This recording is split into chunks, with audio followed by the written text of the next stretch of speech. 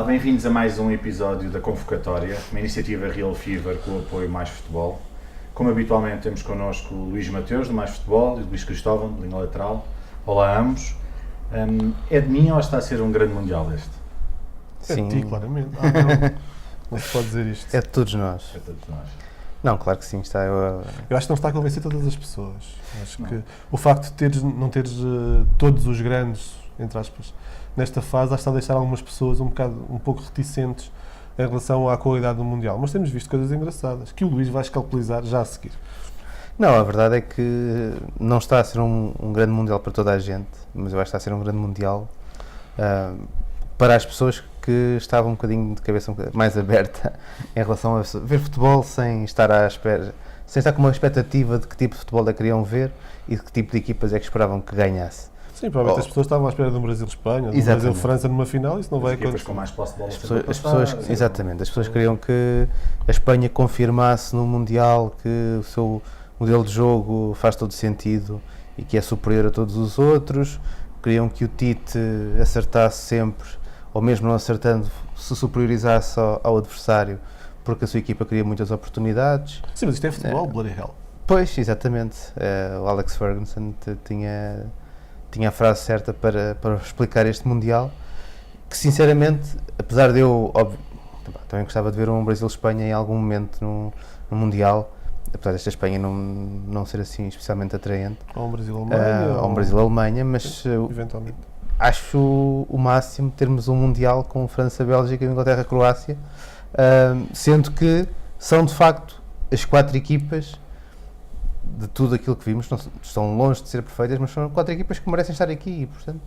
E depois há uma coisa que tu ouves na Liga Portuguesa, que é, fala dos pequenos. Sim. E depois chegamos ao Mundial e temos pequenos, ou supostos pequenos a chegar a estas fases, e as pessoas querem ver os grandes. Isto não faz sentido, decidam, por favor, está bem.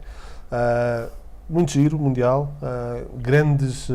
tem sido Mundial de várias coisas, de bolas paradas, de penaltis, de autogolos, de guarda-redes, de grandes defesas de guarda-redes, de grandes golos também, e de surpresas.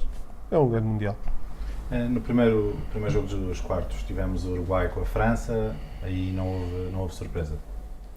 Não houve surpresa. Eu acho que o Uruguai acreditou que era possível fazer sem Cavani aquilo que fez com Cavani. E, portanto, foi um bocadinho aquela coisa de tentar andar de bicicleta sem mãos, não é? E, obviamente, não deu. Creio que, tendo em conta a falta do seu melhor jogador, do seu maior desequilibrador e do elemento que permitia ao Uruguai até ter várias caras dentro do seu jogo ofensivo, se pediria à equipa técnica uruguaia pensar o jogo de uma outra forma. A verdade é que a França também é uma equipa suficientemente mista nas suas opções, não é? Versátil, que também é um bocadinho difícil parar a França com uma estratégia muito definida. Mais uma vez a França a aparecer com jogadores decisivos que são outros jogadores. Tu sabes, obviamente, Salah, Mbappé, o Griezmann, todos eles, o Pogba, todos eles podem aparecer, mas a verdade é que têm vindo a aparecer quando um está mais contido ou é mais contido pelo adversário, aparece outro. E claramente neste jogo o Griezmann esteve muito bem, mas sobretudo o Pogba fez se calhar a sua primeira grande exibição pela seleção francesa, portanto acho que isso foi o suficiente para a seleção francesa ser superior, sendo que também me parece que é uma das características dos franceses, não precisam de ser assim uma equipa muito espampanante nem muito definida para serem superiores aos adversários, pelo menos até agora. Nós esta semana fizemos no Twitter pergunta a quem nos segue que pergunta é que queriam que vocês respondessem, e temos exatamente o Francisco Correia sobre esse tema. Apesar de ter excelentes recursos, a seleção francesa mostra um futebol deselegante, mas muito pragmático neste Mundial, o que os levaram a vencer todos os jogos até agora. Terão aprendido alguma coisa com Portugal após a final do Euro 2016? Luís, achas que... Eventualmente. Não sei. Eu acho que este jogo fica muito marcado, primeiro pela ausência de Cavani, que se calhar é o jogador mais influente neste Uruguai. Depois porque o Uruguai não consegue finalizar as oportunidades que cria antes da França, que é uma coisa que se calhar provavelmente com o Cavani as coisas não teriam acontecido daquela maneira, não quer dizer que ele não pudesse falhar, obviamente que não, mas acaba por, de certa forma, por ser penalizado porque falha numa das coisas que é capaz de ser mais eficaz, que é com poucas oportunidades chegar ao golo. Depois convém lembrar que a França também chega aos seus golos numa bola parada e num frango monumental do Muslera. Ou seja, apesar de a França ter tido o domínio do jogo e do Uruguai muito dificilmente se ter conseguido libertar o suficiente para causar muitos problemas à defesa francesa, a verdade é que os golos são uma bola parada e um frango monumental do Muslera. A mim surpreende a facilidade com que a França ganha o jogo, mas também tem a ver muito com o Uruguai debilitado e tem a ver como não foi preciso mais. De facto, não foi preciso mais. Isso para mim é a grande característica da França, que não creio que tenha aprendido com Portugal, mas estão todos crescidos, não é? Tens aqui uma série de miúdos que eram miúdos quando começaram a aparecer na seleção, e todos eles são neste momento muito crescidos. Mesmo o Mbappé, que é o mais jovem deles, é um jogador muito maduro. E tens uma França que está numa série que eu não sei se já houve outra equipa que o fez, que é todos os remates enquadrados realizados nos jogos a eliminar deram todos golo. Portanto, os 4 remates enquadrados frente à Argentina e os 2 remates enquadrados frente ao Uruguai deram golo. Tens uma França em que o Varane, que há 4 anos tinha sido uma espécie de vítima ou culpado da eliminação francesa, porque quando perdem com a Alemanha, um lance disputado entre ele e o Hummels na área francesa, e o Hummels ganha o lance de cabeça, a marcar ele um gol de cabeça, numa jogada que, pelo menos pelo que ele próprio diz no final do jogo, foi trabalhada e pensada com o Griezmann também nos treinos.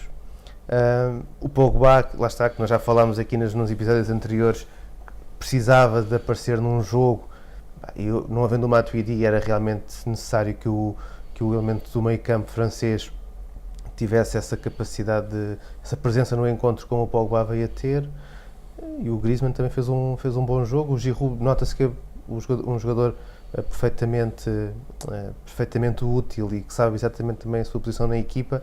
Eu creio que se calhar é uma França muito mais próxima da França de 98, em que obviamente tinhas um Zidane que faz uma grande diferença em relação à equipa que tu tens atualmente, mas que na generalidade do seu 11 a definição dos papéis... Acho que era mais homogénea essa Sim, França. a definição dos papéis na equipa francesa, o teres diversas ameaças, e portanto um jogador pode haver um jogador francês que tenha um jogo mais apagado porque há outras opções para criar perigo.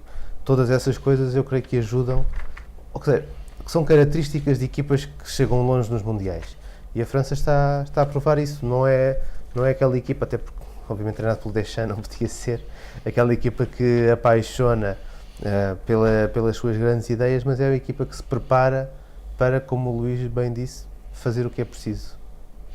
Sim, eu só acrescentar que há aqui uma defesa enorme ainda do Lloris. Exato.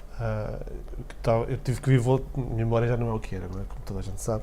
Tive que ir recordar o que tinha escrito na altura, e de facto há uma defesa enorme do Lloris que podia ter dado o empate ao Uruguai, se calhar na sua maior oportunidade. Sim. Até aí, portanto, tens o início do jogo mais frágil a nível de finalização por parte do Uruguai, tens a grande oportunidade que eles não conseguem concretizar, e depois tens uma equipa que está muito debilitada sem Cavani, o que torna a coisa muito fácil para a França, mesmo sem Matuidi. No segundo quarto de final tivemos a grande surpresa desta fase, em que o vosso favorito, Brasil... Mas porquê tens de lembrar essas coisas, pá?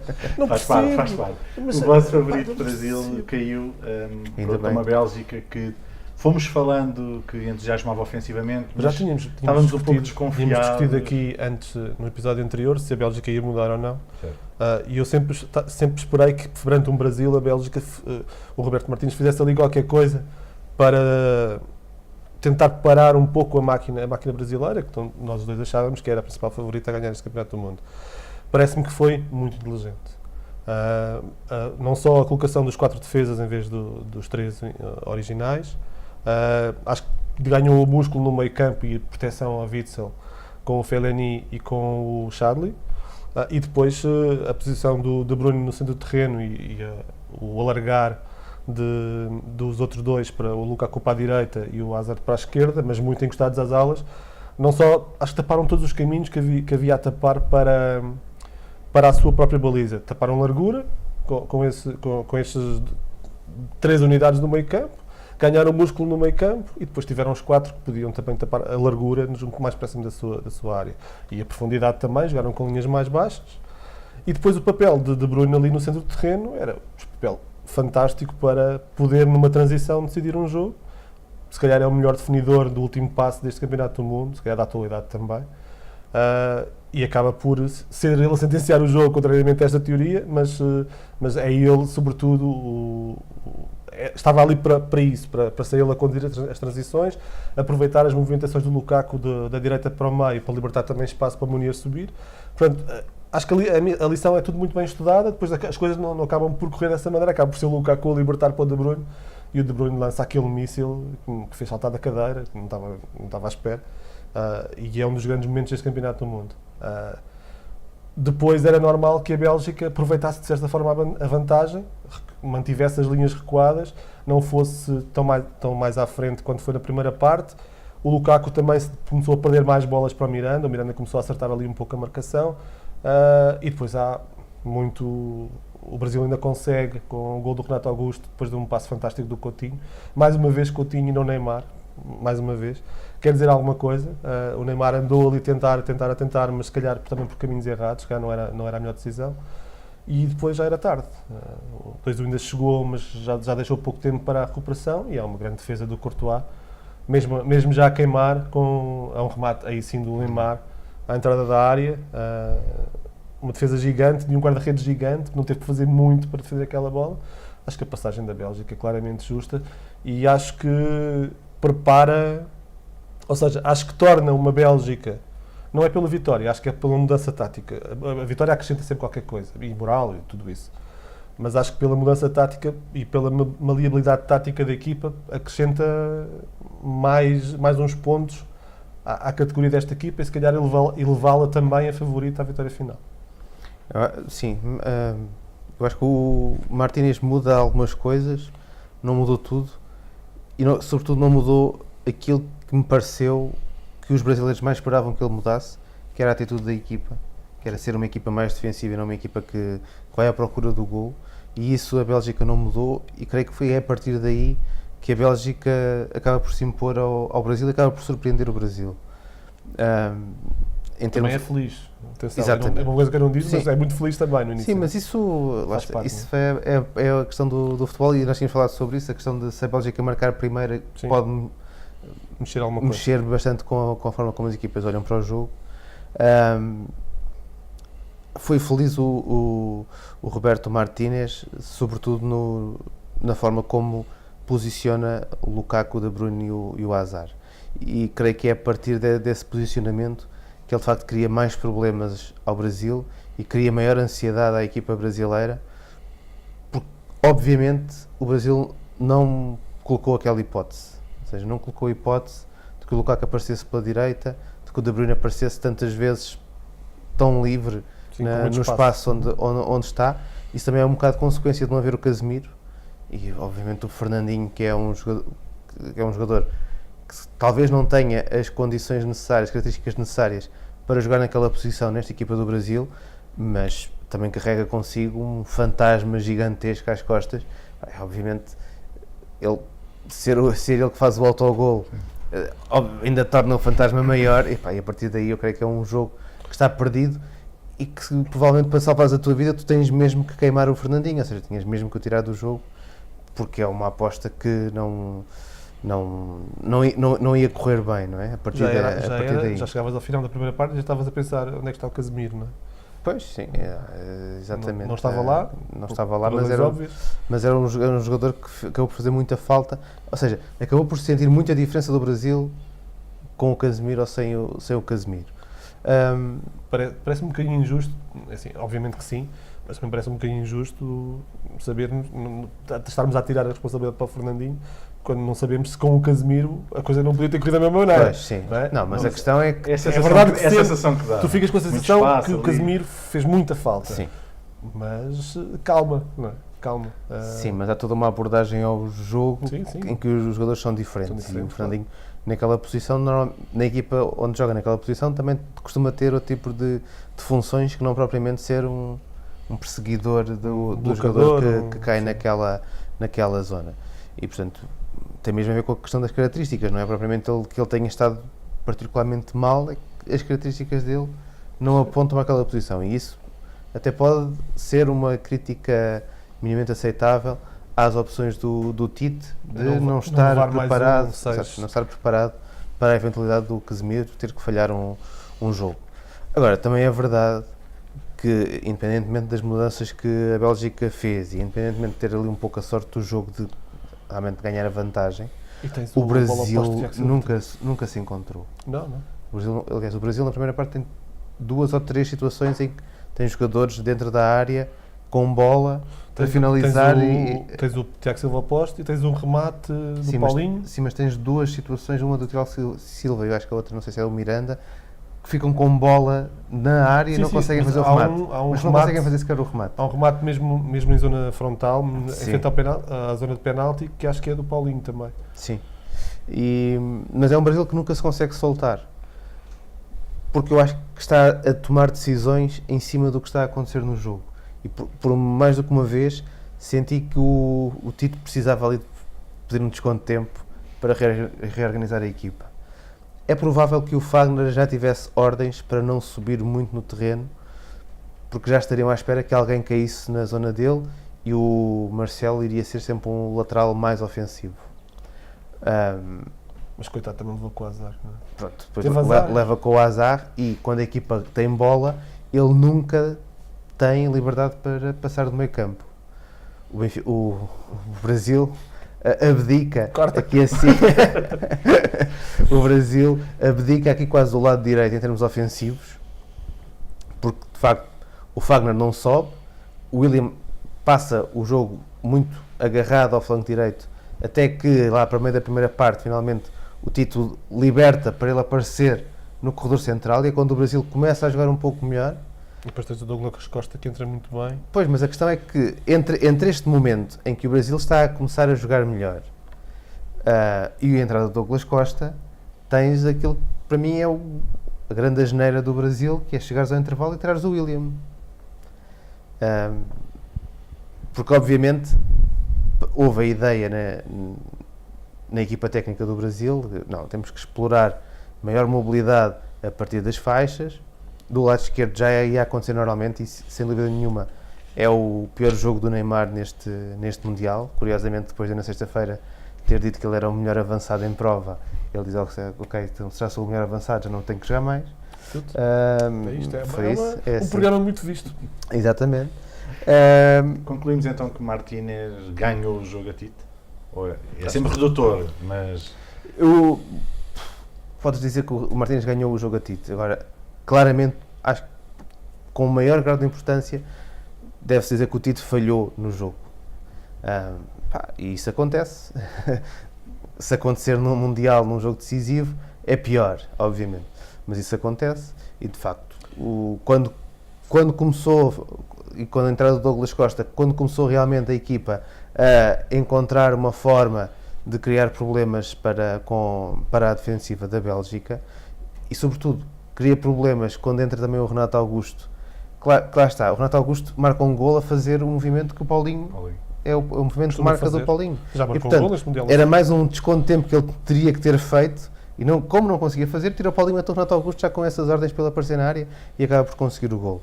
E o Brasil podia ter empatado o jogo, criou oportunidades para o fazer, mas sentiu-se que era uma equipa que também, no momento em que as coisas começaram a correr mal naquele jogo, e essa sensação de ansiedade provocada pelo primeiro impacto da Bélgica, pelo erro ao intervalo que o Tite tem que retificar passado 10, 15 minutos, a equipa começou a esmorecer um bocadinho na forma como acreditava que poderia dar a volta ao resultado. Eu acho que o Brasil começa este jogo com meia hora de atraso. Acho que dá meia hora de avanço à Bélgica, não está preparado claramente para a forma como a Bélgica se apresenta e primeiro que consiga chegar a uma conclusão sobre o que tem de fazer, já está 2-0. E aí a diferença é grande para uma seleção belga que já podia fazer o seu jogo ainda mais tranquilo do que de início e depois tudo o resto já é um Brasil demasiado sôfrego. De facto o Douglas Costa acrescenta muita coisa, de facto o Renato Augusto acaba por entrar e marcar praticamente logo de seguida, mas acho que o que falha é sobretudo o planeamento para este jogo. Acho que o Brasil planeia mal este jogo, enquanto que a Bélgica planeia muito bem. E daí sim, o Martínez ganhou o jogo a Tite, mas assim, provavelmente se fosse daqui a uma semana e jogassem outra vez, Sim. se calhar não aconteceria a mesma coisa. Não? Claro. Sobretudo com este passado. Quando tens um passado, pode sempre mudar alguma coisa para tentar corrigi-lo. Já estás à espera que a Bélgica pode ter duas fases. Pode ter a fase vamos lá para a frente com tudo, ou pode ter a fase em que seja mais contida e mais cirúrgica, mais cínica até em certos momentos do jogo. No sábado, a Inglaterra venceu a Suécia sem grandes dificuldades também. Sim. Já era esperada esta vitória. A equipa sueca chegou até onde podia chegar. A questão é que a Suécia chega a estes quartos de final e não consegue nos quartos de final mostrar aquelas que acabaram por ser as suas forças para chegar até aqui. A equipa nunca teve propriamente uma grande ideia do que fazer no momento de ter a bola. A opção mais habitual na equipa de procurar o jogo mais físico dos seus dois pontas de lança chocava claramente com um jogo também muito físico da parte dos centrais ingleses e no fundo encontram-se duas equipas que acabam por jogar às suas forças, não é? De acordo com as suas forças, e as forças dos ingleses são muito superiores às dos suecos. Sim, ganham claramente Sim. porque são melhores. São Exatamente. melhores individualmente. Portanto, não se pode dizer que haja aqui assim algum lamento da Suécia ficar de acho fora. que é um bom Mundial da Suécia, se calhar a equipa mais honesta deste Campeonato do Mundo, tal como a Islândia foi no Campeonato da Europa, não é? Que são uma equipa, um jogo muito direto, muito vertical. Eu li, não li porque não sei ler sueco, mas por acaso acho que li a versão em inglês, agora não me lembro, já li tanta coisa. Mas li um trabalho de um jornalista sueco sobre a sua própria seleção como recado aos ingleses, e a verdade é que olhas para a forma como ele descreveu a própria equipa e parece estar a falar de uma equipa de segunda divisão. Está a denegrir os seus próprios jogadores quando comparado com os adversários que vai ter pela frente. Mas isso é a parte que me custa mais na forma como tratam a seleção da Suécia. Não, mas não é nesse sentido. É no sentido de, ok, vocês vão jogar contra esta equipa que está a fazer um campeonato inacreditável, não tendo individualidades. Este é o recado que o jornalista quer passar. Usa ironia pelo meio, obviamente, mas é o recado que ele quer passar. E de facto, o que me faz sublinha tudo o que nós conhecemos sobre a seleção sueca. Lembra-nos a diferença imensa em termos de individualidade que está de uma seleção para outra. E mais uma vez, tu chegas a este jogo e eu estava a falar com o Zé inicialmente antes do programa e estávamos a contabilizar os golos de bola parada e são 73% de golos de bola parada da seleção inglesa neste Campeonato do Mundo. Eram 78 antes do jogo. Portanto, pode ver a influência que tem as bolas paradas, o jogo aéreo nesta seleção inglesa, desta vez com o Maguire, que é um exímio cabeceador, e tu olhas para esta seleção inglesa e é um pouco, já não é o que não eras tu do passado, não tem nada a ver. As suas escolhas a nível defensivo foram feitas, se calhar, com jogadores que melhor sabem jogar com os pés e melhor sabem sair das zonas de pressão. Tens um meio-campo que até sabe trabalhar a bola, mas marca 73% Sim. dos golos de bola parada. Se quer dizer alguma coisa. É uma equipa que também não tem grandes ideias. O problema dos ingleses pode vir a ser esse. É uma equipa que não tem grandes ideias, está muito bem organizada e eu acho que escrevi qualquer coisa sobre isso, que Suécia e Inglaterra se calhar eram duas equipas que em termos de proposta estavam muito, muito próximas uma da outra porque jogam exatamente muito agarradas àquelas que são as suas forças. A questão das bolas paradas para os ingleses é fundamental.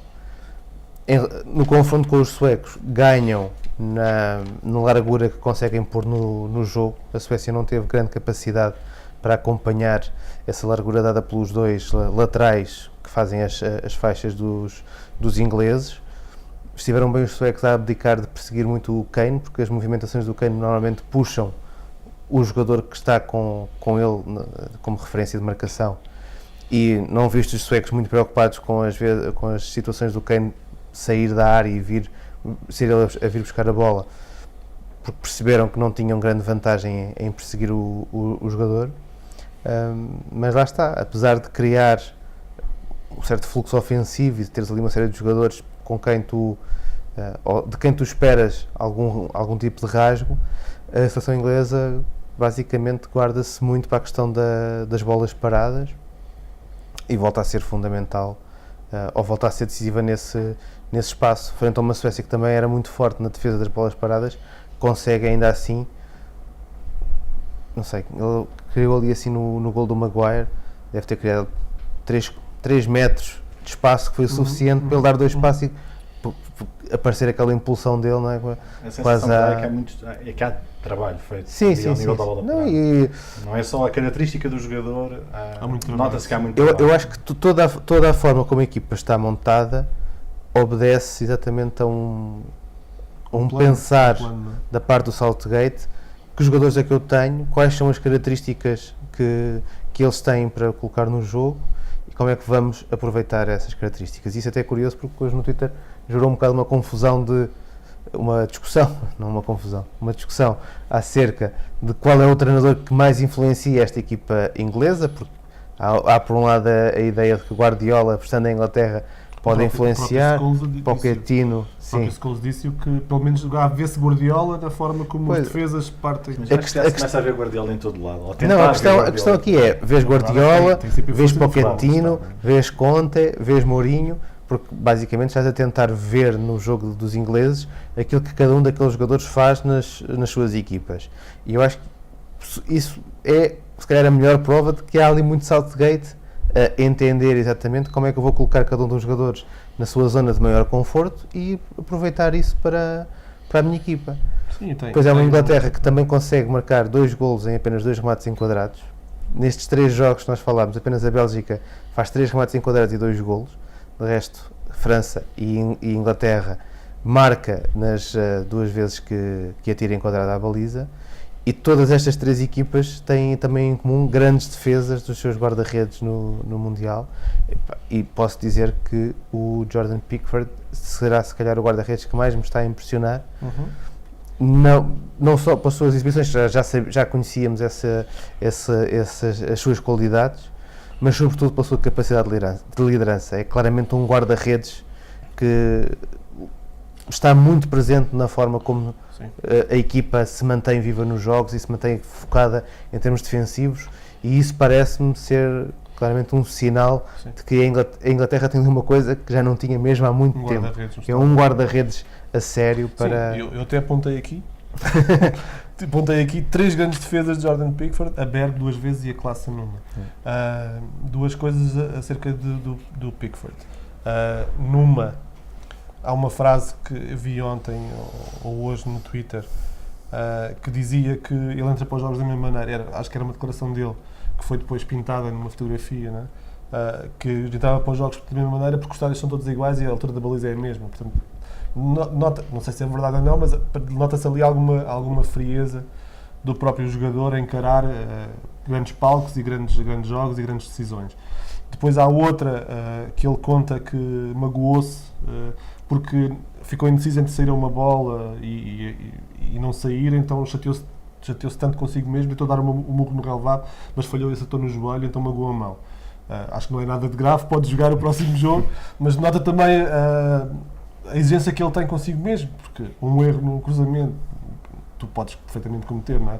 Uma indecisão podes ter, felizmente para ele não aconteceu nada de grave, além de se ter magoado na mão. Portanto, acho que sim, acho que está ali provavelmente o melhor guarda-redes, o guarda-redes mais valioso neste campeonato do mundo até agora. Sim. Vamos entrar nas meias finais e agora vai ser ainda mais a doer, sendo que Courtois também foi muito importante para a Bélgica.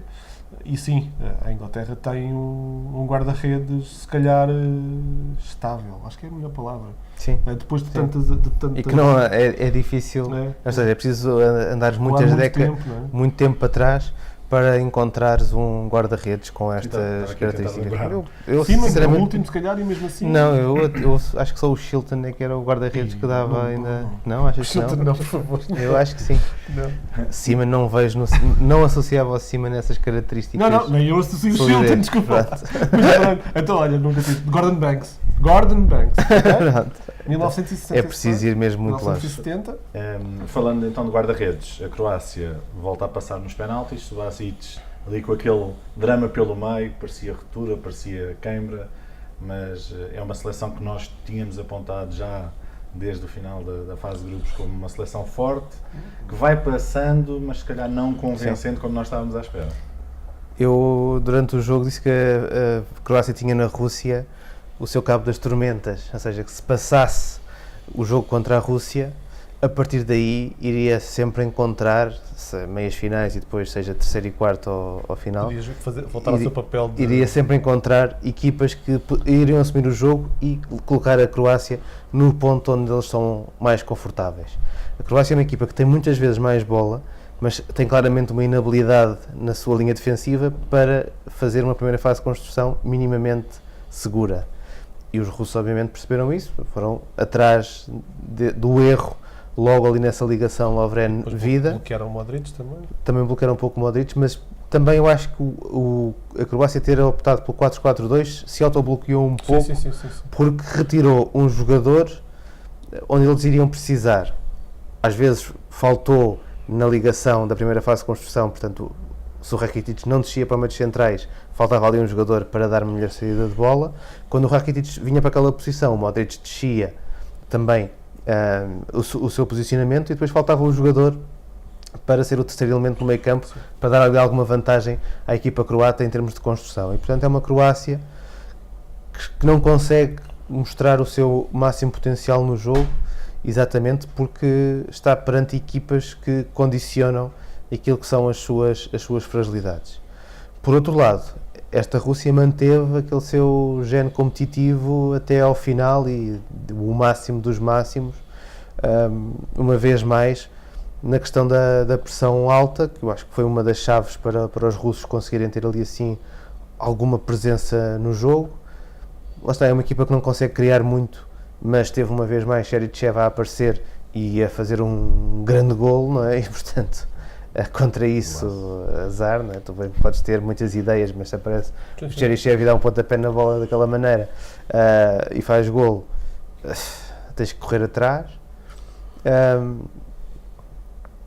Achei curioso porque uma jornalista russa dizia ontem à noite que depois do Cherchesov ter dado a entrevista tinha falado com ele e ele estava muito magoado com a derrota, portanto sentia claramente que teve ali uma oportunidade de ir um pouco mais longe, e isso creio que tem que ver exatamente com o que esta equipa russa acabou por representar no Mundial. Claramente ignorou olimpicamente as suas fragilidades, atirou-se muito aos adversários que encontrou pela frente, sempre com essa crença de que iria conseguir Sim, as vitórias vencer. também sustentam as tuas ideias, não é? Exatamente. Quando fores ganhando, vais ganhando Acho que é uma equipa que acaba ligeiramente beneficiada na questão de ter visto poucos cartões amarelos em relação àquilo que era a sua ideia de jogo, em que bateram muito, e neste jogo eu acho que isso se percebeu, mas já se tinha percebido também no jogo anterior contra a Espanha, que era uma equipa que se calhar num outro contexto, vendo mais cartões, poderia ter mais dificuldades. Mostrou também muitas suas fragilidades, o gol do empate dos croatas, em que a equipa basicamente está a dormir, é ultrapassada aquela sua primeira linha de pressão e depois tens 5 jogadores que nunca se conseguem organizar porque foram surpreendidos com o passe do Perisic, e nunca se conseguem organizar para impedir que 2 jogadores contra 5 consigam marcar um gol. É um belo passe de Mandzukic. Belo passe. É um belo passe, mas estão lá 5 jogadores russos. É verdade. E tens um até que vira costas porque está à espera que haja um movimento contrário no seu Sim, posto. sim. E portanto, E quase que cai até. Cai mesmo. Eu acho que ali um bocadinho. eu acho que o jogo de ontem à noite, de sábado à noite, eu gostei bastante do jogo, porque lá está, este jogo foi se calhar aquilo que é um pouco o Mundial até aqui. A melhor equipa a ter dificuldades, contra uma equipa que aposta muito em 2 ou 3 coisas que são suficientes para criar essas dificuldades e até para criar uma ideia de que eles poderão vir a ganhar o jogo.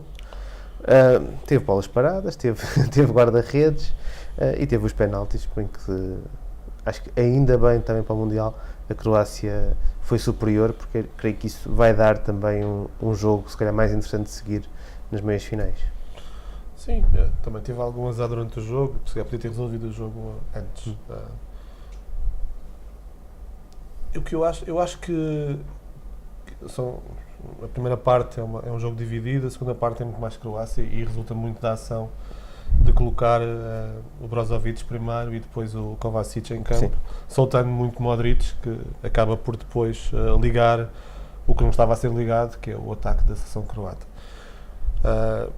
Acho que tens ali algumas unidades em sub-rendimento, sobretudo o Perisic, parece-me se calhar a unidade do ataque, o Kramaric, pronto, entrou neste jogo, mas também não mostrou muito, mas também se calhar foi a primeira oportunidade que teve, neste contexto mundial.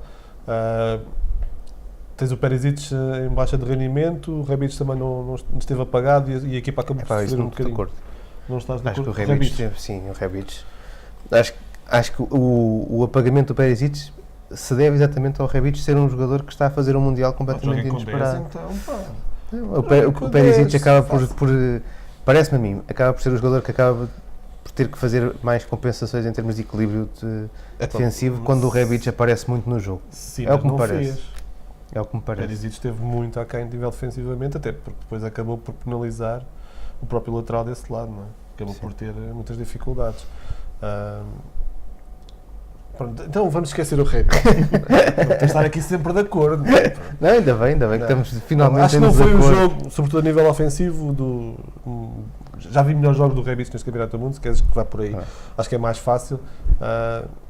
E a equipa também sofreu um pouco por isso. E sim, depois é tudo o resto, é a Rússia a puxar das forças que tem, a Croácia a tentar manter-se equilibrada, mas a tentar chegar ao gol, porque achava que era a equipa mais forte e tinha que prová-lo em campo. Nunca se deu muito bem, de facto, com essa situação. Agora pode voltar a ser o underdog, como sempre quis ser, e pode, se calhar, vais tu discordar comigo também? Não é que se vais discordar comigo, eu vou-me embora. Ia perguntar se será que a Croácia é underdog contra a Inglaterra.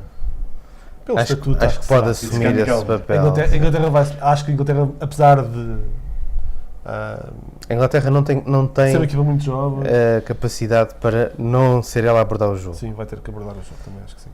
Vai ter que ser E ela a isso ter é a bola e isso vai facilitar Sim. muito a Croácia, até porque pode iniciar o seu plano com o Brozovic já em campo, numa Sim. situação de médio mais defensivo e libertar já a partir daí o Modric, portanto, até por aí, ganhando ali também o meio campo, de certa forma, e dando o espaço que o Modric gosta de ter para depois soltar a bola para o último passo, ou para a construção do último passo. Isso acabou por ser uma das coisas interessantes no jogo de ontem, é que os dois treinadores mudaram muito a equipa, foram muito atrás um do outro. Claramente o plano da Rússia servia para incomodar mais a Croácia é obrigada a mexer um bocadinho na forma como pensa o jogo e depois a Rússia vai reagindo também a isso, e creio que isso acabou por ser um dos pontos mais interessantes do jogo, apesar de ser um jogo às vezes muito lutado, não é? Acho que o Dalic aborda o jogo à espera que as unidades mais ofensivas, de certa forma, aproveitem as linhas mais baixas da seleção russa. Sim. Por isso é que coloca, se calhar, as unidades em que ele tem mais confiança, Rakitic e Modric, naquela posição bicéfala de construção, sendo que um vai mais atrás e vai buscar a bola mais atrás e o outro tenta aparecer muito mais nas entrelinhas onde é a sua posição mais forte, mas se calhar estava à espera que o Kramaric acrescentasse mais ao jogo, que o Perisic acrescentasse mais ao jogo. O Mandzukic é sempre um jogador de muito trabalho, tu não consegues... Provavelmente não estava à espera que a Rússia fosse tão pressionante no seu meio campo. Provavelmente, sim. E isso foi talvez a surpresa para o lado dos croatas é ter-se visto pressionada pela equipa russa numa zona em que eu acho que eles não estavam à espera que isso acontecesse. Depois houve aquele pormenor que eu falei há pouco do Subasic, parecia que está lesionado, mas afinal parece que não está. E depois o Versálico então lesiona-se efetivamente.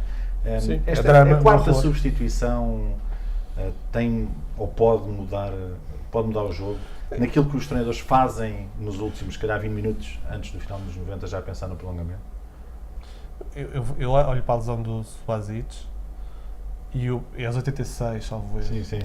E eu penso, bem, eles agora vão pegar a bola, vão para ali trocar e vão esperar que chegue ao intervalo Exatamente. e depois Mesmo que substituir o guarda-redes. O que é que eles fizeram?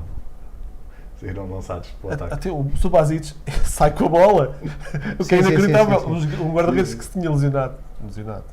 Ter ali uns problemas musculares, isso aí é evidente, seja lesão ou seja quebra, que lhe quiser chamar, teve ali uns problemas musculares, é ele que sai com a bola e dá início à jogada. Portanto, a partir daí alguma coisa estava errada. Mas depois tentaram juntar ali a bola e aguentaram até o intervalo. Provavelmente o guarda-redes disse que sim, que estava bem.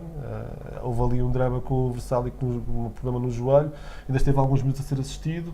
Sim, porque há também ali o Lovren parece que tentar convencê-lo a manter-se em campo, apesar da lesão. Mais, O que eu acho que a quarta de substituição traz é que tu não vês prolongamentos totalmente passivos, como me parece que era uma tendência mais habitual neste tipo de competições, que é tentar resolver até aos 90, não consegues, então vamos ter meia hora tipo, À espera dos penaltis. em que estamos aqui assim na paz e esperar pelos penaltis. isso resulta para aí até aos 100 E isso não tem, 10 minutos. não tem 115 acontecido, minutos, não tem acontecido. Eu acho que essa quarta substituição ajuda um bocadinho a isso, que é que consegues lançar mais um elemento por dentro do campo que ainda dá alguma coisa. ainda dá alguma coisa ao jogo, exatamente. Provavelmente. Então, agora as meias finais. Já estávamos a falar um pouco sobre o Inglaterra-Croácia. A Inglaterra vai ter mais bola porque faz parte Sim, das tem a ver. ideias e a Croácia se calhar até vai estar mais à vontade. Acho que sim. Mas achamos que é a Inglaterra a favorita a passar? Não.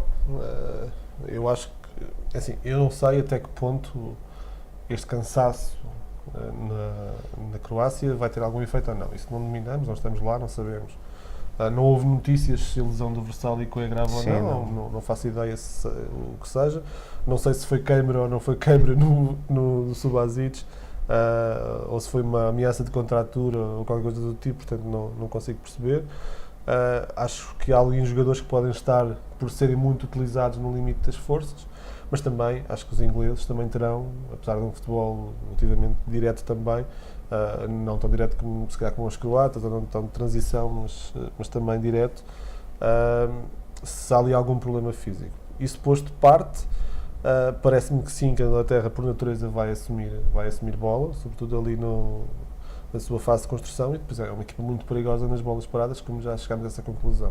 Tem o seu futebol muito direcionado para as bolas paradas e a Croácia, por sua vez, até neste exemplo com a Rússia, mostrou algumas fragilidades defensivas na abordagem das mesmas bolas paradas.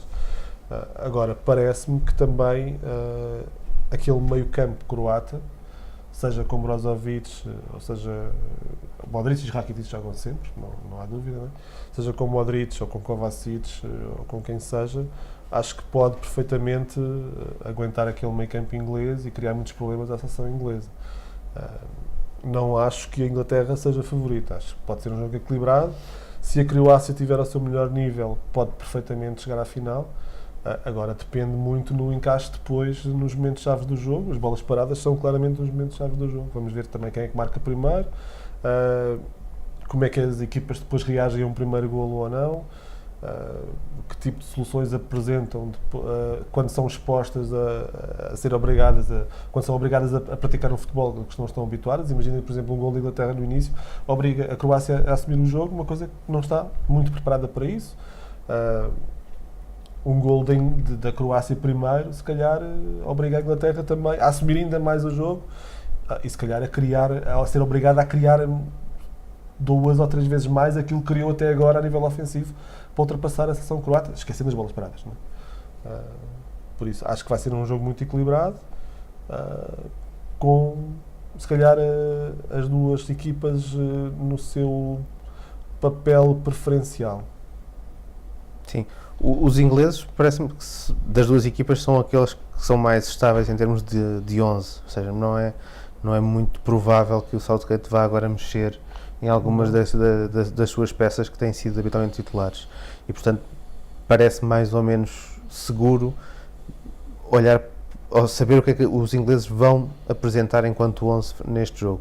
A Croácia tem mexido um pouco mais nessa estrutura do 11. Sim, e eu acho que é inevitável que parece-me que é o Brozovic que será o jogador que será chamado. É inevitável colocar mais um jogador no meio campo, até para permitir controlar melhor aquilo que é a tal largura do futebol dos ingleses, e também criar melhores condições para as coberturas a fazer na questão das faixas laterais. Eu acho que nós estamos perante duas meias finais em que não há propriamente favoritos.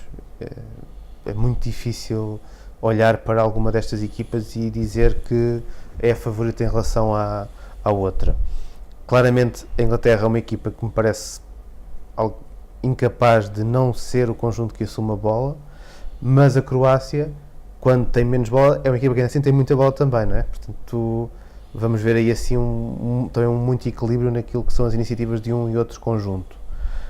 Depois, imaginando que vamos ter uma frente de ataque dos croatas com Rebic, Mandzukic e Perisic, de que forma é que isto vai encaixar nos três centrais da equipa inglesa? Que tipo de soluções terá o Southgate para, em termos defensivos, controlar aqui uma situação de alguma igualdade numérica em algum momento do jogo? E isso acho que vai ser interessante. No caso do Southgate, parece-me que é um treinador que dá todos os sinais de ter ainda mais algumas soluções na manga em termos estratégicos para o jogo. No caso da seleção da Croácia, temos visto, sobretudo na forma da defesa das bolas paradas, que a equipa vai tentando mudar. Às vezes parece estar a tentar adaptar-se ao adversário, outras vezes pode estar a tentar surpreendê-lo. Creio que vai haver aí assim um duelo muito interessante na forma como os croatas se vão adaptar a travar as iniciativas de bola parada dos ingleses, mas também se os ingleses terão mais alguma solução por aí para surpreender a equipa croata. E creio que o interesse do jogo vai estar exatamente nesta capacidade dos dois técnicos terem mais qualquer coisa para trazer para o jogo. E, portanto, vamos ficar à espera durante 90 minutos que apareça esse outro dado tinha esta guardada para quando chegasse às meias finais. Sendo que no caso dos defesas ingleses tens os outros, o Trippier e o Ashley Young, que podem perfeitamente baixar e controlar, mas aí depois também perdes alguma capacidade de luta no meio campo, portanto acho que vão ser duelos engraçados, vários duelos individuais engraçados, e os próprios meios finais como duelos coletivos serão muito engraçados. Um dos pontos que tem estado muito em discussão é como é que a Croácia defende os cantos e as bolas paradas, se marca o homem, se marca a zona. Independentemente de como marca, penso que é mais homem nos cantos. Isso mostra mesmo o que toda a gente já se apercebeu da importância que para a Inglaterra as bolas paradas têm no seu jogo. Não é muito normal haver esta discussão tão elaborada, mas a Croácia em relação às bolas paradas. Já faz este exercício há vários jogos, não é propriamente com a Inglaterra que vai mudar alguma coisa. Acho que haverá ali... A Inglaterra cria muitas manobras de diversão, não é? Chegas a ter jogadores a disparar para a frente, para o primeiro posto, jogadores a disparar para o segundo posto, jogadores a disparar para a entrada da área, e depois há alguém no meio que fica sempre livre para cabecear a baliza. O John Stones, o próprio Maguire, são jogadores que aparecem muito bem, o Harry Kane de vez em quando, são jogadores muito perigosos nesses movimentos. Eu não tenho nenhuma conclusão sobre a forma porque é que a Croácia defende assim. Eu acho que tem a ver com a forma, tem a ver a bola de frente e tentar atacá-la. Agora, se vai manter isso contra a Inglaterra ou não sei. Não faço ideia. Mas eu acho que isto é claramente uma contaminação de outros jogos coletivos em que tu, nas situações de reposição de bola parada, tens este trabalho muito elaborado de várias soluções para os diferentes jogos de Inglaterra e também em termos defensivos da seleção da Croácia, e que eu acho que é algo que neste Mundial parece ter ganho aqui uma importância maior, porque estão a acontecer muitos golos a partir deste tipo de situações, mas eu acho que é uma tendência que tu já vens acompanhando no futebol há alguns anos, que há muita importância dada ao trabalho nas questões da bola parada, e se calhar este Mundial é aquela competição em que a coisa explode e depois vai obrigar a que todos trabalhem ainda mais nesta questão para voltar a reequilibrar as coisas. Se não Inglaterra-Croácia, achamos que a Inglaterra vai ter bola e a Croácia vai jogar mais em transição. No Bélgica-França, é assim tão claro o que vai acontecer a nível de posse de bola? Ao nível de ideias de jogo? A Bélgica não vai abdicar de procurar? Sim, como não abdicar? mais uma vez, parece-me que a Bélgica também não é uma equipa que não consegue abdicar de ser ela a dar a primeira batida, não é? A bater o pé primeiro dentro de campo. A Bélgica não vai ter o Meunier e isso pode ser aqui um elemento que mexe muito com as soluções que o Roberto Martínez tem, porque não me parece que haja no seu plantel um outro jogador que possa fazer aquele lateral direito que aparece muito à frente e aparece em todo lado, ou seja, não tem um lateral direito de jogador. Tem... Aliás, os movimentos do Lukaku servem perfeitamente para libertar as arrancadas. Se antes vimos o Carrasca fazer isso na esquerda, também achávamos que ele não era o jogador para fazer isso na esquerda. Sim, mas não é a mesma coisa, porque o Carrasco não defende e o Meunier também consegue defender. Portanto, acho que vai ter aí assim um problema para resolver e a forma como ele sugerir a resolução desse problema pode nos dar algumas pistas de como é que a Bélgica se vai apresentar no jogo. Mas não tenho a mínima dúvida que, pela natureza do seu treinador e daquilo que é o modelo dos belgas, serão eles a equipa que vai tentar primeiro criar condições para chegar ao golo.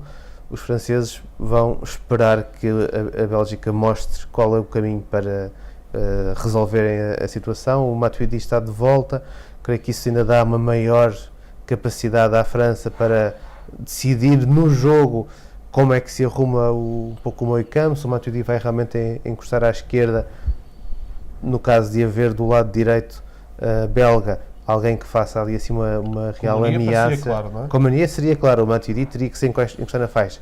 Neste caso ele pode até começar à procura de ver quem é que se aparece ali alguém daquele lado, e ou então mudar durante o jogo. Muda para o jogo, regressa um pouco mais para o interior, o Pogba já não está de perfil com o Kanté, já sobe um bocadinho na sua posição, portanto cria aquele meio campo a 3. Griezmann e Mbappé são dois jogadores que vão andar sempre a cheirar a fragilidade dos belgas. Eu creio que é uma equipa francesa, lá está, tão maleável que vai deixar que os belgas assumam um bocadinho o jogo para depois procurar ferir. Depois tens dois guarda-redes fantásticos, tens duas equipas que são muito fortes naquilo que são os valores dos seus centrais em termos individuais. Em termos coletivos, parece-me que a França é um bocadinho mais forte na organização defensiva do que é a Bélgica. Portanto, se calhar aqui vejo até uma França com mais armas para responder ao que trouxer o jogo, mas mais uma vez os belgas já mostraram isso, marcando o primeiro golo. É uma equipa que também não dá o passo atrás, coisa que foi fatal para muitas equipas neste Mundial, que era marcar um golo e depois não, agora vamos recuar. Os belgas não fazem isso, até tentam cheirar ali um bocadinho o sangue e aproveitar para bater no segundo golo. E, portanto, é um jogo que vai com certeza estar-nos a dar as pistas enquanto está a acontecer, mais do que aquilo que possa ser uma antevisão do... Acho que a primeira pista será dada pelo 11 do Martínez. Sim. E acho que vai ter uma tentação grande em manter o que fez, ou manter o que montou frente ao Brasil, porque do outro lado também está uma França muito perigosa e com muitas armas ofensivas. Não é para mim tão claro que seja a Bélgica a assumir o jogo. Não sei se a França não vai querer fazê-lo também. Parece-me que vai ser sobretudo um jogo de muitas transições, ou à procura de muitas transições. Primeiro porque há jogadores em campo perfeitamente capazes disso, e há jogadores de um e do outro lado. O Luís já falou no Griezmann, eu ponho o Kevin De Bruyne neste patamar, que são capazes de, pela sua inteligência em campo e sua capacidade de decidir e definir, capazes de mudar o rumo de um jogo de um momento para o outro. Mas não é para mim tão claro que seja a Bélgica a assumir o jogo. Acho que até pelo exemplo que apresentou, pode muito perfeitamente dividi-lo, obviamente. Acho que não vai ser uma equipa defensiva, longe disso. Nem estou a discutir o pormenor de quem é que vai ter mais porcentagem de posse de bola ou não quero saber disso. Sim. É para mim indiferente. Acho que acho que vai tentar tapar caminhos muito, ou seja, acho que não vai voltar a ser a equipa dos 3 defesas. Acho que neste momento mudar para os 3 defesas é um risco, e é a partir daí que eu monto o meu discurso. Acho que vai continuar com 4 defesas, acho que vai manter povoado ou com um bocadinho mais de físico o meio campo, seja o Fellaini ou o Dembélé, whatever, ali perto do Witzel, e acho que também lá à frente, se calhar não é preciso que o Lukaku faça aqueles movimentos se não tiver um lateral que suba e que ajude, e aí poderá surgir noutra posição, mas acho que aquela ideia de ter De Bruyne a tentar ganhar algum espaço para depois libertar os outros 2 da frente, parece-me que continuar a ser uma aposta do Martinez neste jogo. E visto que não há grandes favoritos de um lado e do outro, tem mais piada a pergunta. Que final vamos ter? Bélgica-Croácia, qual é a dúvida? Bélgica-Croácia. Não, eu apostaria mais na França. Apostaria mais na França. No outro jogo é mesmo muito difícil decidir. É uma tripla. Ficamos então eu vou dizer França e Inglaterra, que é para falhar como tenho falhado até agora, que é para ser a Bélgica-Croácia. Tem muito mais piada a Bélgica-Croácia. Obrigado a ambos. Voltamos então antes do jogo do 3º e 4º lugar. Até lá, coloquem no Twitter as questões que querem ver colocadas pelos nossos 2 especialistas. Obrigado, até lá.